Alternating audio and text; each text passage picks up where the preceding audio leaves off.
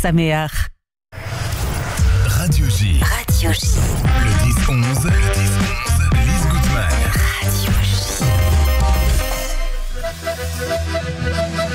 Radio J, le rendez-vous d'actualité juive. Alexis Lacroix, Laurent Cohen-Coudard, bonjour. Bonjour Lise. Alors, Israël vise les maîtres du chaos. La frappe contre le consulat de Damas prend de vitesse la stratégie terroriste. Des mots là, on s'explique. Oui, disons qu'il y avait on en parlait rapidement mardi, un point d'interrogation, parce que pour l'instant, c'est pas forcément revendiqué. En réalité, l'Iran, on le sait, c'est le marionnettiste, quoi, c'est le chef d'orchestre, avec ses proxys, avec on le sait, voilà, le Hamas, les Houthis au Yémen, etc. Donc voilà, on sait que ça peut être dangereux, donc de viser l'Iran directement, ça peut dégénérer et nous faire une embrouille régionale que dans l'absolu, pour l'instant, Israël aimerait éviter. Mais bon, c'est vrai que ça peut être pas mal aussi de commencer un petit peu à dissuader l'Iran, comme on l'a dit. Voilà, c'est pour ça que vous avez fait cette Alors, un mot pour compléter ce qu'a très bien résumé Laurent. Oui. Effectivement, le marionnettiste, ne nous leurrons pas, depuis plusieurs années en réalité. Le marionnettiste, les forces de déstabilisation, de chaos, de mort et de dévastation ont une adresse. Et cette adresse est à Téhéran. Depuis le début. Et j'allais vous dire aussi depuis le début d'un processus qui est discuté aujourd'hui, mais qui s'appelait les accords d'Abraham. En réalité, comment les accords d'Abraham ont-ils été conçus?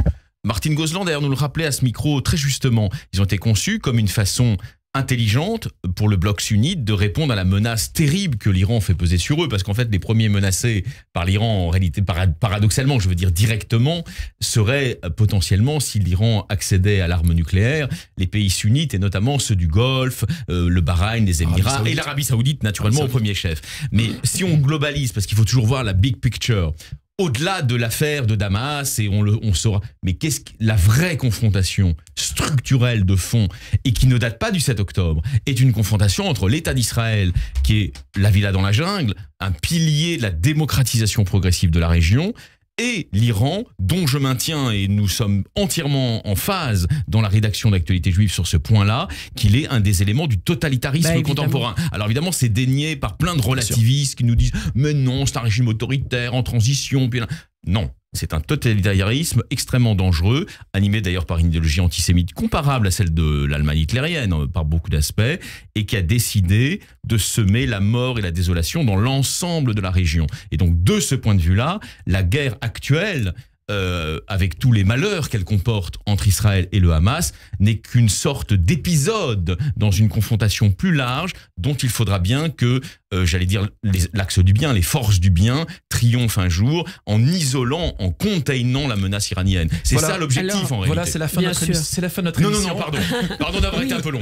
Laurent, la longue attente du nord d'Israël, c'est vrai qu'on est tous très inquiets, que les bombardements qui viennent du Hezbollah sont en train de s'étendre. On a fait d'ailleurs une carte. Une très belle carte, oui.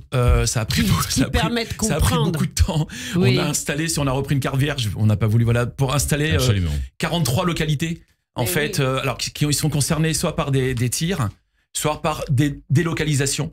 On a en tout un peu plus de 60 000 personnes qui ont été délocalisées du Nord. On en parle très peu. On a beaucoup parlé du Sud. C'est pour ça que j'avais envie qu'on en parle, parce que quand même, on le sait. Naharia ou d'autres, voilà, il y a toutes les... Puis il y a Méron, Tzfat, le plateau du Golan. La carte réalisée par Laurent, et c'est vrai qu'elle a été élégante. On se dit, mais attendez, il y a un phénomène massif de déplacement des populations israéliennes qui est complètement sous-traité dans les médias occidentaux, américains compris d'ailleurs, et qui constitue quand même un élément de la guerre très important. Il est vrai que les guerres entraînent des déplacements de population, on est bien d'accord, mais aujourd'hui c'est une très grande partie du territoire d'Israël, de la Galilée, disons pour faire vite, qui n'est plus habitable. Oui, c'est ça, c'est plus habitable, et c'est bien que vous en fassiez un dossier dans ActuJ, revenir ou rester ailleurs, le dilemme des Israéliens déplacés. Et c'est un vrai dilemme. Alors, Laurent, vous souhaitiez dire un mot sur, malgré sa complicité avérée dans les attaques du 7 octobre, la France a repris son soutien financier à l'UNRWA. On est quand même très choqués. J'allais dire surpris, mais finalement, non. Surpris et choqués. Il y avait une chanson de Dutronc qui était « Je retourne ma veste toujours du bon côté ». Là, c'est pas du bon côté. Mais la France, à force de retourner sa veste, ça va finir par se déchirer. Voilà. Oui, tout simplement, on pourrait développer encore pendant un petit moment et dire ce qu'on en pense. Et c'est juste absolument inadmissible. Ben oui. Voilà, donc je ne sais pas ce qu'il leur faut de plus, mais bon, voilà. Donc, voilà. Et en fait, c'est la France, mais c'est aussi le ministère des Affaires étrangères, surtout. Bah, on va pas parler de la politique du Quai d'Orsay historiquement. C'est le Quai d'Orsay, voilà.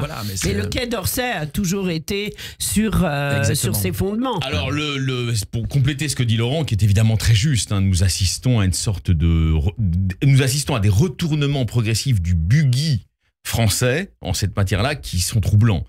Mais évidemment, je ne suis pas son avocat commis d'office, mais il faut toujours nuancer toutes les premiers mouvements du président de la République sont bons. Alors après, il est entouré de gens, c'est normal dans ces fonctions-là. On a de très nombreux conseillers, y compris même extérieurs à l'Élysée, qui tempèrent ses positions et qui lui font finalement, pardonnez-moi l'expression, faire des bêtises. Oui. Et nous sommes typiquement dans le retour. Il y a eu des moments où le Quai d'Orsay a échappé à ses démons. C'est le moment Jean-Yves Le Drian, etc. Mais là, nous sommes dans le retour du Quai, j'allais dire au pire de ces démons entre guillemets politique arabe, entre guillemets, hein, qui n'existe plus d'ailleurs en réalité aujourd'hui. D'où ces conséquences. On espère qu'ils nous entendent et qu'ils vont faire quelque chose. Voilà. Alors, Gaza, la vérité sur les victimes civiles. Alors là, c'est vrai que depuis la une de Libé, on a tous beaucoup de mal à s'en remettre et vous faites les choses en nous proposant des graphiques, en nous expliquant que justement, les victimes civiles, il n'y en a pas eu tant que ça. Ouais. On apporte. Alors, c'est un papier qui a été traduit par notre ami Alexis, oui, de Abraham Wiener.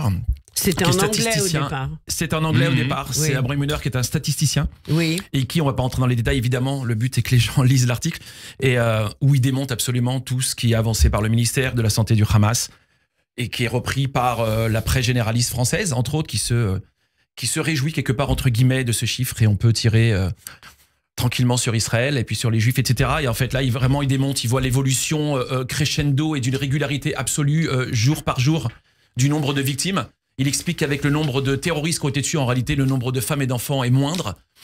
Après, dans l'absolu, voilà comment arriver à ce calcul chaque jour de trouver le nombre de victimes quand on voit qu'Israël, au début, a donné le chiffre exact de morts du 7 octobre 2 mois plus tard. Et eux, chaque jour, ils savent exactement... même sous les décombres, combien il y a de personnes. Donc, voilà. Vous m'autorisez un petit coup de chapeau à nos confrères américains, un journal formidable, online, qui s'appelle Tablet, qui est, on va dire, un journal sioniste, au sens très large du terme, mais de débat et très ouvert. Et on est en train de forger un partenariat qui commence justement cette semaine avec les équipes de David Samuels, qui est un homme formidable, très engagé. C'est très bien. Très engagé aussi, comme nous, comme Actualité Juive, contre la désinformation. Et on va d'ailleurs organiser au niveau international la presse juive autour de Tablet et d'Actualité Juive. Alors, voilà. Toujours la rubrique carton vert, carton rouge. Je trouve que l'article qui suit, Judith Butler, star du centre Pompidou, malgré tout, ça aurait dû être dans le carton rouge. Oui. Je m'excuse. Non, bien sûr, mais en même temps, oui. j'ai lu hier qu'elle avait annulé sa présence. Ah, elle a annulé. Oui, voilà. Donc, bon, mais l'article, voilà. L'article, donc, est non, mais c'est important de voir le fond, comme on traite le fond à chaque fois. Bah, et on essaie de sortir du factuel. Donc, et vous avez raison, bien entendu. Entendu. Alors, oui, aussi une interview de Didier Lemaire, le pas de vaguisme de l'éducation nationale est pitoyable. On a encore eu un exemple ce matin. Il se passe des choses quand même très très graves. Ça va peut-être faire l'objet d'un dossier ou... Ça pourrait. On est en train de voir que l'État est en train d'abdiquer par rapport à beaucoup de choses, et on le voit à l'éducation nationale où finalement ce sont des dirigeants, etc., qui sont dans l'obligation de démissionner suite à des pressions, et c'est absolument c'est triste, c'est malheureux et c'est terrible en fait. Alors, 2 secondes. Oui, 2 secondes. Pour appeler nos amis, nos auditeurs. Allez voir Love Thérapie. Bah évidemment, au beaucoup. Théâtre Le Bourvil, on avait promis d'en parler, rue des Boulets dans le 11e. C'est une pièce écrite par notre ami, qui était mon invité pour en parler mardi. Et qui en parle dans le journal de cette semaine. Et qui reviendra chaque semaine pour en parler. Et puis dans le journal tous les jours. Voilà.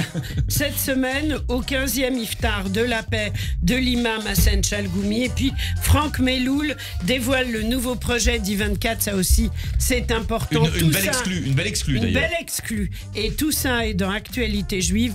On s'abonne parce que c'est le moyen de soutenir cette presse juive si importante en France. Actualitéjuive.com. Merci à tous les deux d'avoir été avec nous. Merci. Et on vous retrouve la semaine prochaine. Merci à vous. Même heure, même studio. Au revoir.